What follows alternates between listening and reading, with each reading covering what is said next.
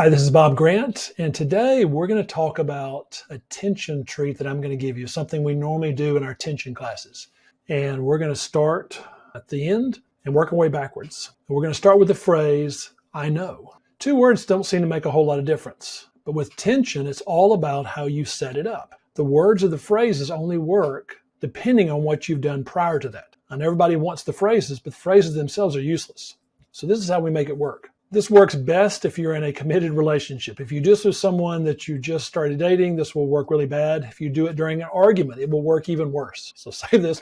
Committed relationship, a marriage works even better. And what you do is you start with, what is something about him that you really admire? Some quality, something that he does that you really like. And take a moment to think about that. Now, when you think about it, is this something that he really likes? If you're thinking like when he cleans up, but he doesn't really care about that, this won't work. Because you want to pick something that you see in him, because what this is going to convey is that you see a side of him that he likes in himself and that you see it. It's a way of expressing admiration. So what is that quality? That he's kind, that he's brave, that he's, you want something that means a lot to him. If you can say you're a good provider and his thinking is, well, that's just what I'm supposed to do, that won't work either. So think about something that he really likes, he admires himself or aspires to be, and then make sure that something you see him doing, that you see that quality. So when you've got that narrowed down, now we're ready. You pick a time when you're eating together, you want to be undistracted, and at some point in the conversation, you pause and you look at him slowly and you say, I know. And this is,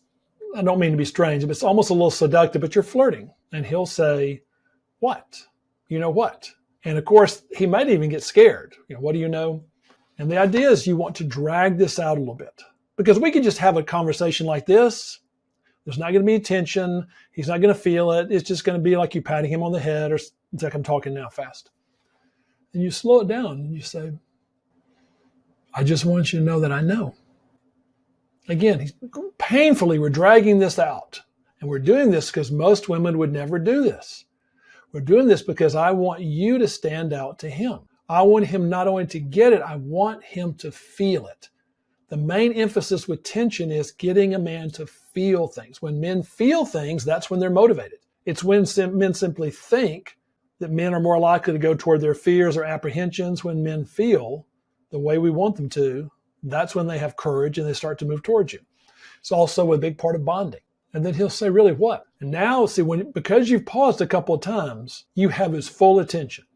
He's going to feel whatever you say. When his head's out of the shell this much, because you've been slow and because you've made him ask a couple of times, you're going to have his undivided attention. He'll feel it. I mean, you could even say something mean, please don't, but he'd feel that. And then you say, whatever the quality is, I see all the times that you're brave. I see all the times that you're kind, whatever the feature is. And then you stop.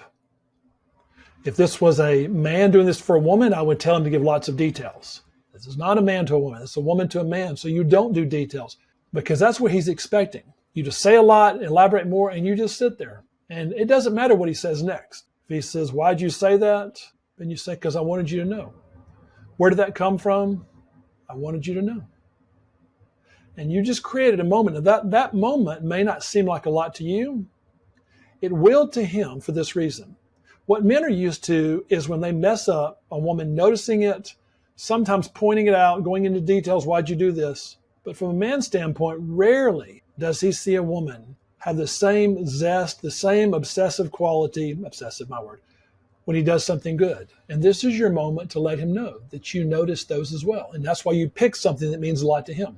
Men don't need a lot of those connecting points, but this is one to make him feel that you're the one woman that gets him.